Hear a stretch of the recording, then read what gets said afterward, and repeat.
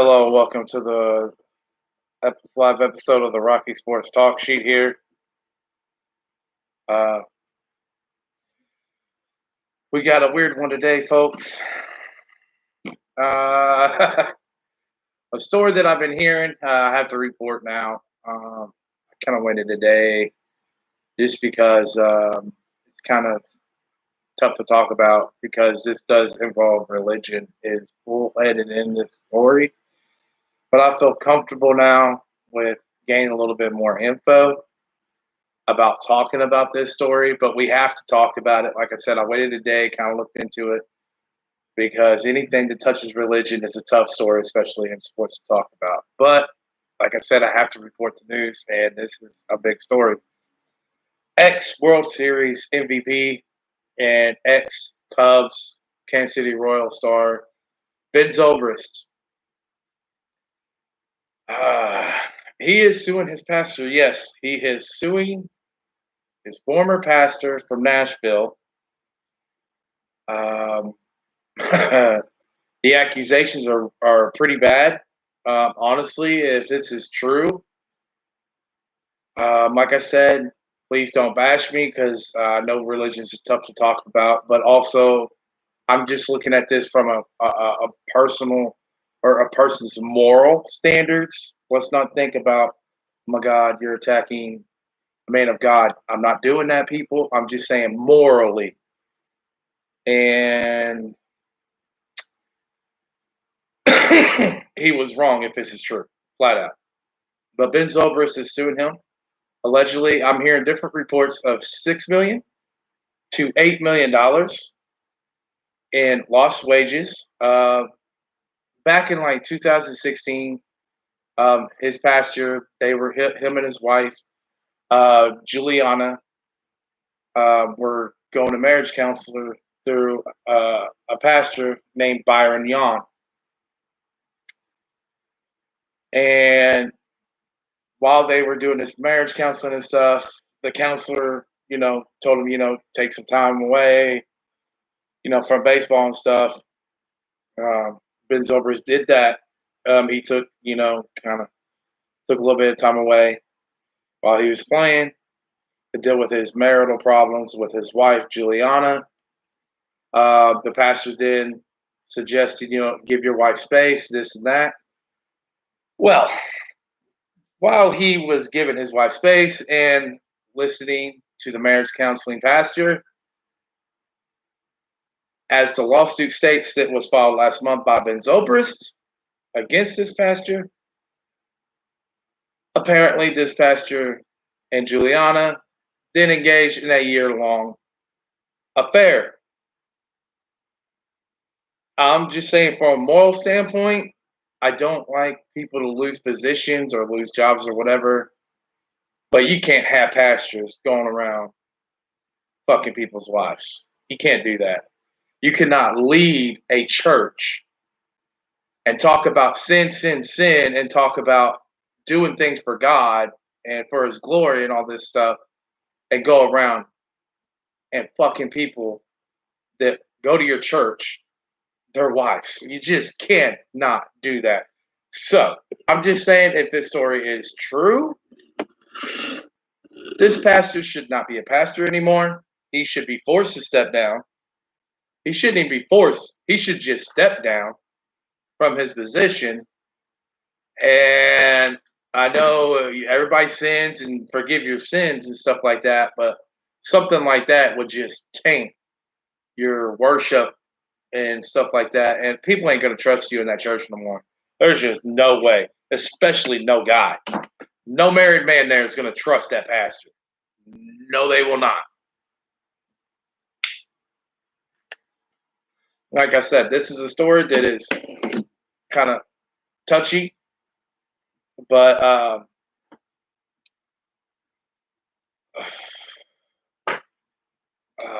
this is crazy. Apparently, this affair happened in 2019, and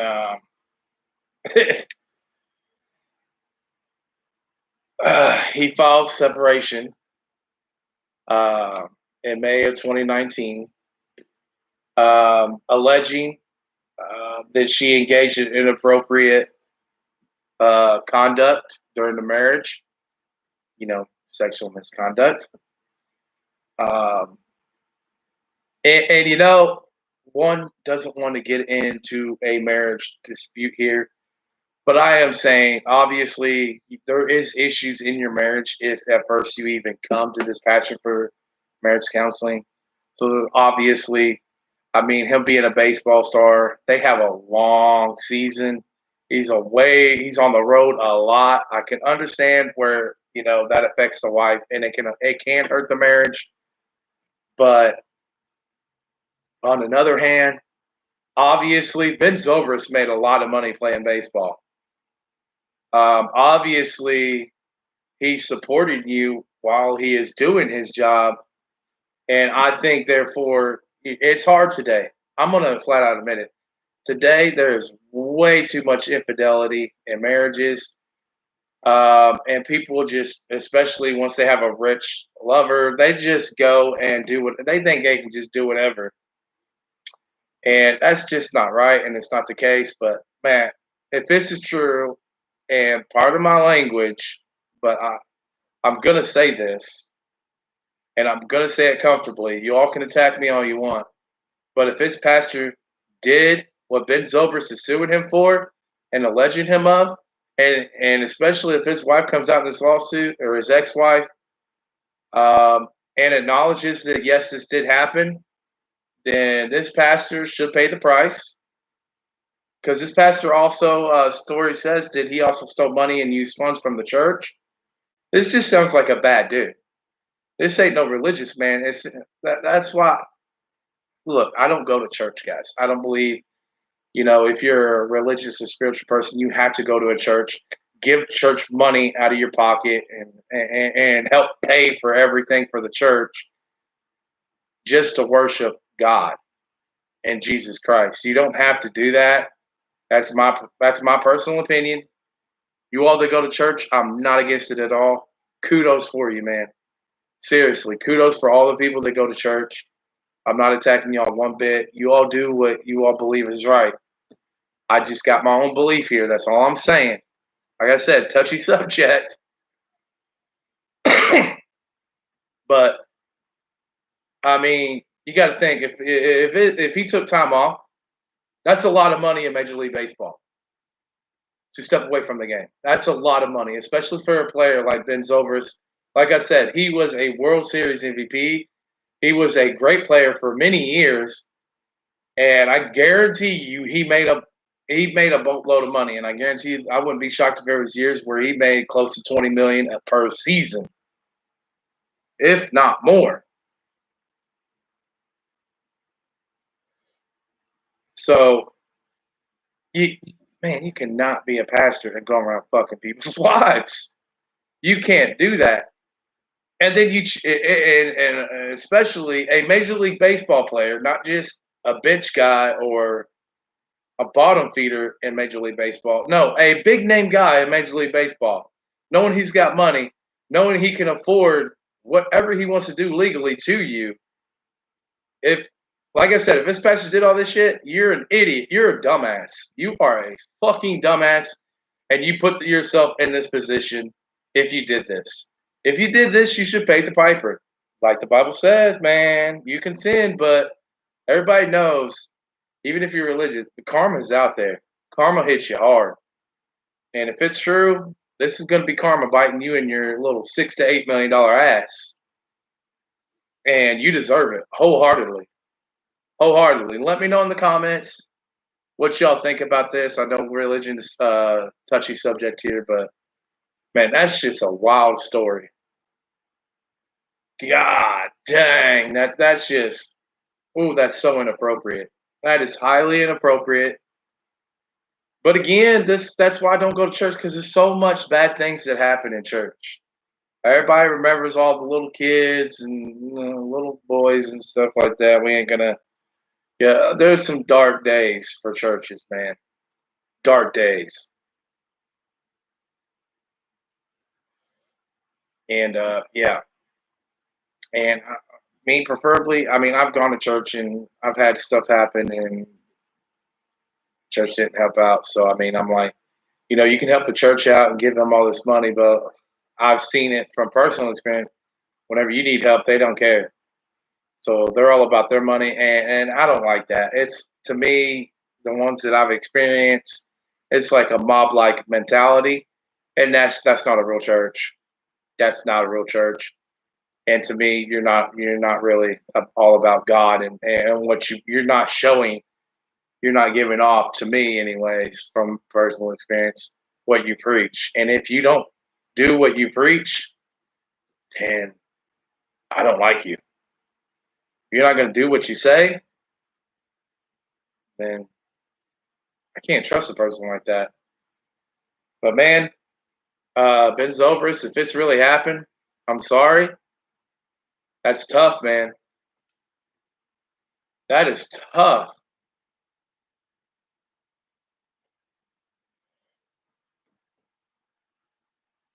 Like it's that's crazy, man. I mean, like I said, Ben Zobrist was a 2016 World Series MVP. Uh, Played at the Cubs. So he took time away, in 2016 to deal with his marital problems, and this is what comes out of it. That's just crazy. I mean, that's crazy. Like I said, the conduct of his pastor, if it's true, highly uncalled for. He does not deserve to be a pastor.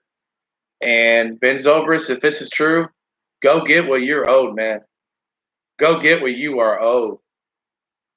Obviously, there's a reason why you all went to marriage counseling in the first place, but obviously, she be glad you separated in 2000 May of 2019 from that Juliana. Be proud. Yeah, she probably took some money from you, but at least you ain't with some cheater now. That's just crazy, man. I don't know what would happen if I was in his shoes. I go to a pastor to talk about marriage problems, and I make millions for me and my wife, busting my ass playing Major League Baseball on the road, hardcore schedule, 100, games plus playoffs, busting my hump, only to have my marriage counselor, pastor, fucking my wife for a year. That would be extremely tough. And like I said, he's getting you just for. It seems like Ben Zobrist is only because going for whenever the pastor told him, kind of step away, do this, take time away from the game, and he did. He's only coming after him for his lost wages, where he took time away from baseball. Man, and then you get into his head and talk him into keep your distance from your wife, give your wife some space, and during that time you fuck his wife. Wow, I would not be coming at you just for wages. You're lucky, Ben Zobrist, if it's true that pastor, that he's only coming at you for lost wages for that season. I would be coming at you for way more, way more. I would be coming at you for you have to. I couldn't imagine how much mentally this has damaged his mental health and depression and everything that went along with it. I would have sued him for it would have been a bigger lawsuit. That's all I'm saying. It would have been more than just lost wages. It would have been damages, all this other shit. Man. And then supposedly this pastor stole money from his own church and all this other stuff. If this is, like I said, if this is all true, that pastor, go on somewhere else. Don't be a pastor anymore. Never lead another church. You are not an example of God. You cannot sit there and tell me and let somebody like a pastor like that, if this is true, go around and fucking your congregation's wives. You can't do that. You cannot do that. You do shit like that, church or not, you're only asking to be on what are those like those one of those crime episodes, man. Crime show episodes. Like cold case files or some shit. You're only asking for a bad ending, dude. I mean, you don't know who you're trifling with, especially some dude's wife. You don't know what that husband is capable of. That's crazy. Again, Ben Zobrist, I hope, man, that you're getting all the help that you need, and I hope that, man, honestly, I kind of hope you find out that maybe this didn't happen, man, just to kind of like ease you mentally, because dude, that's tough, man. That is tough. But I hope that Ben Zobrist, you get the help that you need, and if it did happen, and if this is true, I hope you get the compensation in your lawsuit that you're looking for, man, because you deserve it. And you're I don't know if y'all still talk or whatever. Your ex-wife, you're separated, or if you're still married or whatever. I got found some mixed reports on that. I got mixed stories on that. Looking all that stuff up. But that Juliana woman, I would kick her ass to the curb. Don't ever contact her again. I would just I would just be like, nah, fuck that bitch. Can't trust somebody to fuck you, bastard. You can't. There's no coming back from that. But you know what? And you knew it was going to become public, so just stay headstrong, Ben Zobrist. I'm not a Cubs fan, never was. I know what you did for the Cubs, though. I'm a Cardinals fan. You're my rival. But still, I do feel sorry for you, man. I feel bad that you're in this position. I feel awful. I do not feel bad whatsoever for Juliana and that pastor. If this is true, I feel no remorse for them at all for anything that comes their way, lawsuits, whatever. I would just fuck that, man. Fuck that. Honestly, I'm married. Well, I don't know what. I'm just saying, I know he's a man of God, but man, if I went to a church and I found out that my wife is having a year-long relationship with our marriage counseling pastor, dude, that dude better leave the fucking state. He better leave the fucking country. Because I don't know what I would do. But it probably would be not so good. Yeah. You don't fuck with a man's wife, man. You don't fuck with a man's wife. You leave money, a man's money alone, and you leave a man's family alone.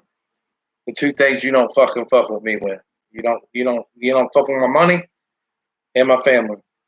Don't fucking do that. In other news, man, crazy game 2 in the Western Conference Finals. And like I said in the description of this episode, the Suns go up 2-0. They lob their way. They lob, think of 2K here. They lob city finish their way to a 2-0 lead. Mainly due to Chris Paul, or not, Chris Paul did not play game 2, by the way, and the Suns are up 2-0. But Paul George missing 2 extremely crucial free throws in a row towards the end of that game. And on the other end, with 0.8 seconds left on the inbounds, the loop around, threw it up on the inbounds up to Ayton, DeAndre Ayton, with the Lob City finish, man. It was nice. It was a good game. It was a tight game. And the Suns earned that game. Hell, even Booker and Beverly kind of had some bruises and bumps in that game. First, it was Booker and Beverly colliding. I don't know if it's intentional, but you could definitely see in slow motion where Beverly's head just went straight forward into Booker's nose. It busted up kind of like right in here where my glasses are, busted his nose up right here. So and then later on in the game, late in the game, or later on, it was like 100-93 score wise. I think that was like late in the third or in the fourth. It was late in the fourth. Then it looked like I would call it. I would look. I would almost call it a flop by Beverly. He got hit a little bit with the elbow from Devin Booker, but man, nothing intentionally. And the reaction of whenever it even grazed a little bit of his chin or wherever on his face, Beverly waited like 2 seconds and then went like that, like 2 seconds after contact, like then went down. Like, boy, I said going in that series, I have the Suns. I feel comfortable. I said it was to be a tight series. I have to wait and see whenever Chris Paul goes back and what the lead is. Now with the Suns being up 2-0 comfortably, I do feel confident in sticking with the Suns in six. And with CP3 coming back, it is locked. They're up 2-0 without CP3. With Chris Paul, whenever he does come back, and I think he'll come back game three. I think he has a big chance to come back game three. It's over. It's a wrap. Once Chris Paul comes back, bye-bye Clippers. You're done. You are done. The Suns are up 2-0 without their floor general. That says a lot. Even if the series was tied 1-1, as tight as that second game was, without their floor general point guard, who can dag from two everywhere on the 2-pointer wise. He can also hit threes, but he's a dagger from 2-point line. Any side inside that yeah, he's one of the best 2-point shooters ever. Right, he's an amazing point guard that can shoot twos, man. But once you get this CP3 Chris Paul back, and your floor general and your playmaker back, as tight as as the series has been up to this point, that only adds more to the fire for the Suns. I think once he gets back, it's definitely going to show the Suns are too much for the Clippers. Too much. Because then, Patrick Beverly, who you guarding? You guarding Chris Paul? Or are you staying on Booker? Like I said, it changes once Chris Paul comes back. It's pretty much a wrap after that. You can put your best defender, but you're going to leave one of them to be able to do whatever they want.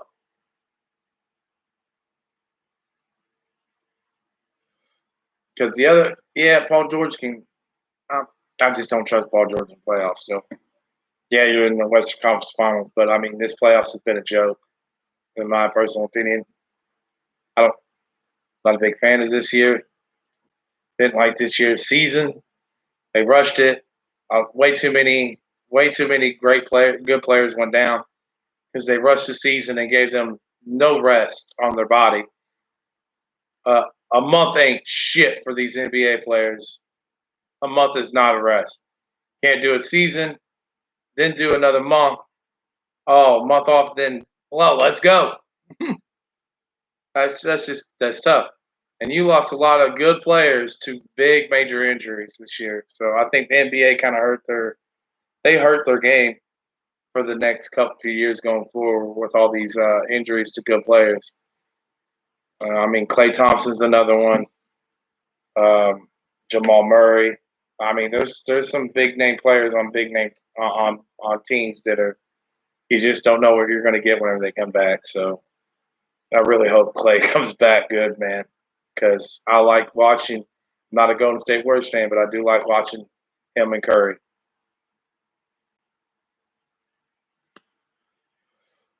But yeah, I think the Suns got this.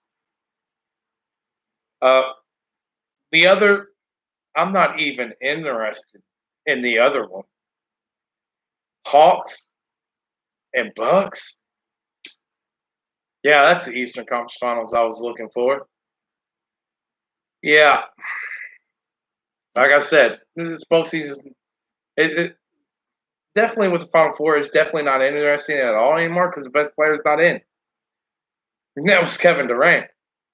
You all can say Giannis all day or Devin Booker. Neither one of them are Kevin Durant. Don't even come at me with that. I don't care if you're fans of their teams. You have to know they're not Kevin Durant. They're If the Nets was still in it, I might be mildly interested because, like I said, that's the team I picked to win it all. But they were just hurt going into that Buck series, and still took them 7 games to eliminate the Nets. That just goes to show that team was healthy. They were running. They were running through that. They were running the gauntlet. They were going to run the gauntlet. But I'm just man. But yeah, I see Bucks, Suns. Is that really truly a finals everybody was looking for? Nah, nah. And if you say yeah, you're a fucking liar. You're a fucking liar. Now, would it be good to see Giannis or CP3 get their ring finally? Yeah, that's a good story. Don't get me wrong. If it had to be one of them, I prefer it to be CP3 because he's on the tail end of his career, and he does deserve to get a chip on his resume because he is one of the greatest point guards to ever play. He's top 5 all time point guard. But it's just going to be a boring NBA Finals. As much as Giannis and Chris Paul and Devin Booker are good players, and Chris Middleton, he's okay. To me, he's never been a superstar. He's not consistent. He's never been consistent in my eyes in the postseason, especially. But I mean, he's a star, but he's not a superstar to me. There's a hand. There's like 20 superstars, and I would not put Chris Middleton there. I would put Devin Booker, CP3, and Giannis there. And you could say 30. You can't say everybody's a superstar. There's a superstar on every team because it's not a superstar on every team. It's not. But it just this NBA playoffs and the season to me is just a joke. But hey, Suns up 2-0. I still got Milwaukee. I think they'll win that shit in 5. It ain't going past 5, I don't think, with the Bucks and Hawks. It shouldn't. I'm going to say this right now. Milwaukee Bucks, Giannis, look, I'm looking at you into the camera. Giannis, if you lose to these Hawks, or if this touches game 7, if you scrape by, squeak by, bro, there's a problem. You should beat this Hawks team easy. I'm just saying, talking to the camera. You should beat this team easy. 5 games. If this touches 7, if you lose this series, Giannis, I'm looking at you from a different level. I'm looking at you differently, especially in the postseason when our playoff comes around. Because other than this year, you've crumbled a lot in the postseason. I'm going to look at you extremely differently if you lose to this Hawks team. Yeah, I understand Trae Young can shoot. Kudos. But I've seen way too many games where he shoots like 8 for 30. Okay. I've seen some awful percentage shooting games from him way too many times. If this Bucks team cannot, I mean, Capella, come on, bro. He's not he doesn't get buckets like that at the big position like some of these other bigs. Like Aiton's doing pretty. Aiton is doing. He's upgrading his status as a big man. I will give Aiton his credit. In this postseason, he has upgraded his level of play and his status as a big man in the league. That's one player that I've been surprised by this postseason, upgrading and bringing out better in the postseason than the regular season. He has stepped up to the plate. DeAndre Ayton is one player that has stepped up to the plate after calling, after calling, after calling. He's been there. Well, kudos to him. But what? Clint Capella? Yeah, he can defend some, but he's not he's not a scoring big man. He's not a good scoring big man. I'm just gonna say he's not. And then go ahead. Herder, he's a solid player for the Hawks. I mean, I'm just saying, Bucks. This is an Eastern Conference Finals. This should be easily won by the Bucks, people. You lose to this Hawks team, I'm completely and outright in my right to view Giannis completely different. You couldn't ask for an easier Eastern Conference Finals if you're Giannis and the Bucks. You just could not. You could not. Uh, it's yeah. This NBA season is just blah. It's blah. That's just my opinion. Y'all can let me know what y'all think, but it's just blah to me. I want to say back in other news here. Um,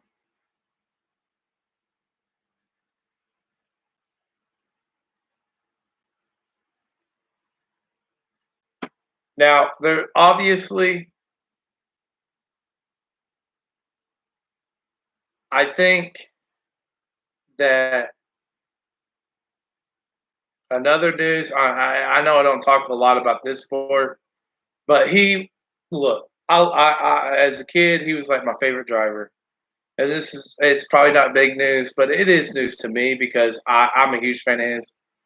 I am a Jeff Gordon fan in NASCAR. Um, Now he is leaving the booth to be the second highest official at Hendrick Motorsports, which I think is good.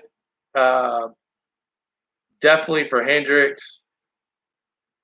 Uh, Now he's going to be leaving Fox Sports booth to take a daily role at Hendrick Motorsports as vice chairman and the second ranking team official to majority owner Rick Hendrick.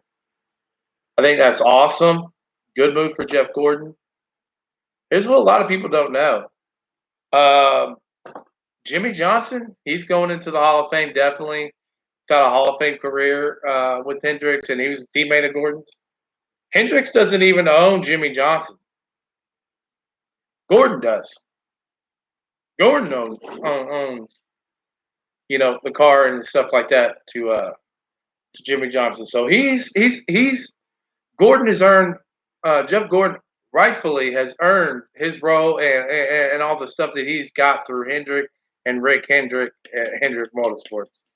So I think that's definitely a great thing. Um, I think Hendricks Motorsports is just getting ready to get an upgrade in NASCAR. So I think to me that's big news. That's probably not to you all, but NASCAR news: Jeff Gordon is stepping away from Fox Sports booth. Basically to be the vice chairman and his second ranking team official to majority owner Rick Hendrick over there at Hendrick Motorsports. So I think that's an upgrade, and I think that's only going to help that team. Um, and Hendrick Motorsports, I think that's awesome. So kudos to Jeff Gordon. You earned your right, especially with Hendrick Motorsports, you earned that job with the career that you had there, and so I wish him the best at that new position. I hope it goes well, and I think he'll do awesome. To be honest, I really truly do. I think he's going to be amazing at that, and he's going to flourish. So I can't wait to see some of the stuff he does there. Also, uh, Nassib, defensive end, Las Vegas Raiders. I don't know if y'all knew, in the past days has come out with the NFL. He's a good player in the NFL. He has come out saying that he is gay, and he has donated $100,000 to a LGBTQ organization, to help with the gays in his community and stuff like that, and organization. So I think that's a good thing. And you know what? Who's we can't judge somebody for being gay or not gay or whatever. Obviously, he does things right. He's never had an issue with any of his teammates. His teammates love him. They listen to him whenever he talks. So he's a team player. So what he does behind closed doors, and that's kind of what some of his teammates have said. This is none of my business what he does behind closed doors, and that it seems like that's the way his teammates are viewing it as well. Like he ain't ever. They act like this dude has never acted weird around us or with us or in our locker room. So what he does behind closed doors, man, kudos for him. But kudos for you for coming out, letting the world know, hey, I feel comfortable. Let everybody know I'm gay. And good for you, man. Good for you. Like I said, I'm not, but I'm not gonna knock you, man. You make your own path. You have your own rights. You're your own person. You can make your own decisions, and you can love who you ever you want to love. That's the way that I view things, and I think that's the way everybody should view it. I understand people have different beliefs, and churchgoers have different beliefs, but I don't think God's going to look down on a man that is pursuing his dreams, working his butt off to provide for his family and friends and stuff like that, and himself, and is a leader on his team, off and on the field, and in his community, and is helping out. Obviously, this is a man that is giving back and is trying to help people. So, no way is God going to look down on somebody just because of their sexual orientation and the relationship. Nah, I don't believe that. So, I've seen some people like making remarks about this guy. Stop it. It's highly uncalled for. It's not right. I think y'all should just stop it. And I don't care if you're a churchgoer or not. Just stop it. Seriously, you have the right to love who you fall in love with. You can't. Sometimes you just can't. You don't. It happens unnatural. You just fall in love with who you fall in love with. Let it be.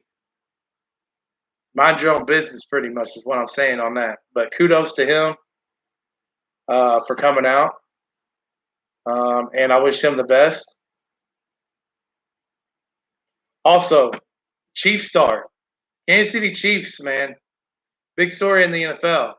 This is a key player for the Kansas City Chiefs. He was arrested. I get this. I don't know why, but this is a weird story. Defensive end Frank Clark, like I said, he's a good player, one of the best defensive players for the Kansas City Chiefs. Arrested in LA. And like I said, found a weapon. Get this. The weapon was a Uzi. Yes, I said it. Defensive end Frank Clark from the Kansas City Chiefs had a Uzi in his SUV Lamborghini. Honestly, I've never really heard of an SUV Lamborghini. I've never even seen one, but I imagine that kind of want. I might have to look this up and look up some pictures. I probably will look pretty cool as a vehicle, to be honest, but I bet they're expensive as hell. But Uzi, why the hell are you driving around with a Uzi in your car? Ah. Now he was booked, had a $35,000 bond. Um, this happened 9:20 Sunday, 9:20 p.m. on Sunday, in LA. Um, and they even said like the Uzi officers noticed a bag with an Uzi sticking out in plain sight in the car. Um, Clark was arrested on suspicion of having a concealed firearm in a vehicle. No, that's not a suspicion. That's obvious. If it's a Uzi, that's definitely a weapon. But wow, hopefully something good. Man, I don't know. That's crazy. Like I said, Clark. He's just 28. He is a key player on that Kansas City defense. So I don't know what's going to happen there. But man, and like I said, it could be different reasons why he has that in. I will say this though, in his defense, a lot of these famous athletes and stuff like that, a lot of people do try to harass them and threaten them, try to get them to do dumb shit so they can sue them for money. I do understand the protection part, but damn, a Uzi, get a legal gun. I don't think of Uzis. I don't know. I'm in Indiana, so I don't know California. I don't know state by state. I don't know what their gun laws are, but I can't imagine an Uzi is a legal weapon to have. I haven't heard many people having Uzis. Oof, that is crazy. Um, also, Antonio Brown's probation in his battery case has been terminated early, so he's no longer on probation. So Antonio Brown, seems like things are actually going up for you now. Things are headed in the right direction. Hopefully, he didn't get in trouble last year. Whenever he went to Tampa, you didn't hear anything. So maybe Antonio Brown being around, he seems to really love Tom Brady. He genuinely seems to really appreciate and be thankful that the help that Tom Brady gave him and genuinely has love for that man. Like the way that I've heard him talk the last year and a half about Tom Brady, he's more than happy and more than appreciative of what Tom has done for him personally in his life and stuff like that. So you know what? Kudos, man. I know you had a great. There was a year recently where I was like, dude, get the hell out of the NFL and go on somewhere because and rightfully so. And he knows it. He has to know it. He was acting weird and crazy and doing some off the wall shit there for like a year. I don't know what was wrong with him mentally, but he seemed like and looked like and acted like a nutcase. But hey, everybody deserves second, third, I don't know, second chances. Some people deserve third chances. Some people can change, and hopefully, this is just showing that Antonio Brown has turned a different leaf, a different chapter in his life, which I hope is the case. And yeah, you're at where you want to be. You came back, you rejoined Tom Brady at Tampa, and I really hope that you and Tom Brady can continue to develop. And hey, if Tom Brady's helping you and teaching you, and you're learning, and your mentality's changing, and only getting better, kudos for you, man. Kudos for you. So, yep, that's some good news out of the NFL with Antonio Brown. Because, like I said, for a year, I did not know what the hell was going on with him, and he was a crazy player there in Pittsburgh, definitely in Oakland. Just yeah, it was some crazy stuff going on. So, it's crazy. Um, Now, in other NFL sporting news, domestic violence charges dropped against former Washington football team running back Darius Juice. He had 4 misdemeanor charges, including 3 counts of assault and battery. Um, a settlement was reached with his ex-girlfriend, so they were dropped. So obviously, the charges were dropped due to a settlement, and the ex-girlfriend probably dropping after they settled. So, in my eyes, it probably happened. Obviously, if you settle, it probably happened. Um, so I don't know what kind of opportunities Darius Juice is going to have in the NFL going forward here. Because, like I said, their NFL seemed to, ever since the whole Ray Rice situation and what happened with that,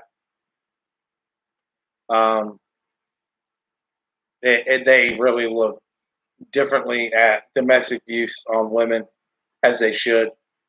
So, like I said, I mean, Washington is a chaotic football team, has been for years, but hell, even whenever with this just goes to show the league ain't fucking around with this shit. I mean, whenever this came out that he was arrested, the Washington football team released him 2 hours after his arrest. Like, it was immediate. Like, once they found out some of the information, boom, you're gone.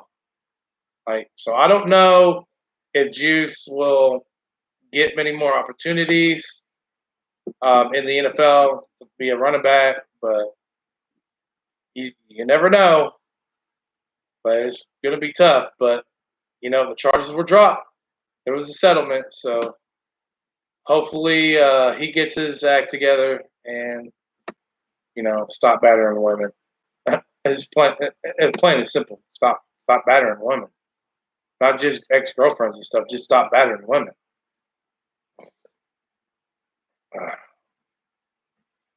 And other football news here. Um, Eli Manning is rejoining the New York Giants in business operations and fan engagement roles. So, yeah, if there's a team that Eli Manning is going to do anything after retirement for, obviously it's going to be the New York Giants. Makes sense. It definitely should be a good fit for both of them. He wasn't, to me, he's not a Hall of Fame quarterback, but if there was like a postseason Hall of Fame, he's in there. Nobody can take away the undefeated, especially the undefeated, the Patriots team that he beat in the Super Bowl. Yes, it was led primarily by the defense, but there's some key highlights there that Eli Manning was involved in as well, especially the helmet catch, the heave, where God, I don't know how he didn't get sacked. I mean, just a great play to stay alive. He just kept that play alive. I don't know, but not a Hall of Fame quarterback in my opinion. I can see him getting in, but definitely not first, second, maybe not even. It's gonna be a while. I will say this: if he gets first ballot Hall of Fame, gonna be a lot of people pissed. Probably T.O. will be on the front of that list, being pissed that he got first ballot. Because Eli Manning record and stuff like that, wins to losses as a quarterback. There's different categories where you just go, ugh, that's not Hall of Fame caliber. But hey, kudos for the Giants and Eli. Obvious fit there. Nothing crazy about that at all. I can see Eli doing a really good job. He knows the people in and out of that organization, so I think it'll work great. Uh, Aaron Rodgers. Now, we're getting closer to July now. Like I said, I think that he's going to get traded before the season starts. If he doesn't, he ain't going to play. He's going to sit out. So I see him either sitting out or being traded. I'm still headstrong, and I'm still sticking with the team I think he'll be traded to, and I'm still sticking with Denver Broncos. I just really, truly believe the Denver Broncos, all the stories and all the ideas out there and all that, it does line up really good with Denver. So I'm still sticking with Denver. It makes sense. They are a quarterback away from being a playoff contender. They do have a good defense, and they do have some weapons offensively. They just don't have even an average quarterback. So I'm sticking with that. Now,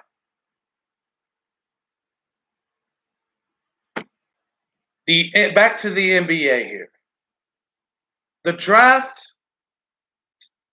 I'm gonna explain something. Y'all can say whatever y'all want on this, but I'm gonna voice my opinion because in the past there have been people, and there's been drafts that I've watched where people think it's rigged. This year, I don't like how I don't care if you want to throw out this whole COVID excuse reasons for just having opening up envelopes. Dude, I don't at all agree with the draft what happened on the NBA draft this year. You literally, and I want you all to understand this, they literally can pick whatever teams need upgrades, what teams lost some players and now don't really have good players. And yes, Pistons. You didn't really have a good team even with Blake Griffin. He was still one of your best players on that team. You don't have anybody. They got the number one pick because they even lost Blake Griffin. Just you can put team names into an envelope and number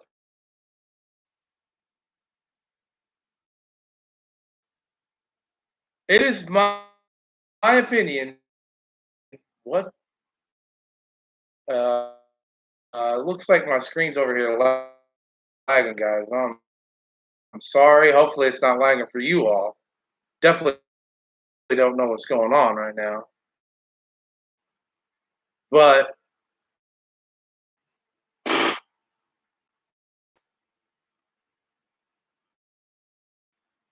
it's this NBA draft. I'm calling it out. It was rigged.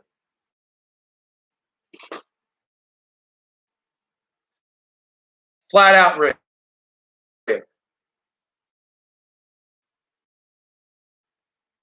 They knew Golden State some had some.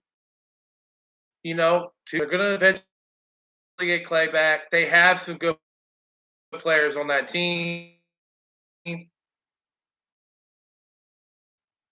We can't let them get a top five, man. We can't let them hog all the talent. We got to separate. So they're they got a top 10. They was like, we'll get you in the bottom of the top 10. The other one is going to be like the 14, 15, somewhere around there. They didn't let Golden State get too high. They did a lot of things that made it obvious to me that this draft was flat out rigged.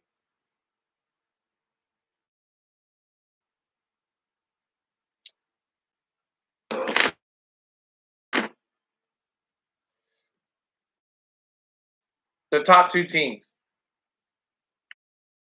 You have no superstar on Detroit, number one pick.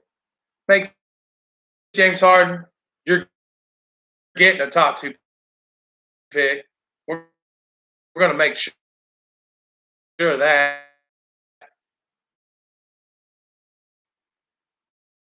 We got to make sure Houston Rockets have an average team. They want the team. They want the league to be even. They want to try to get it even as possible for teams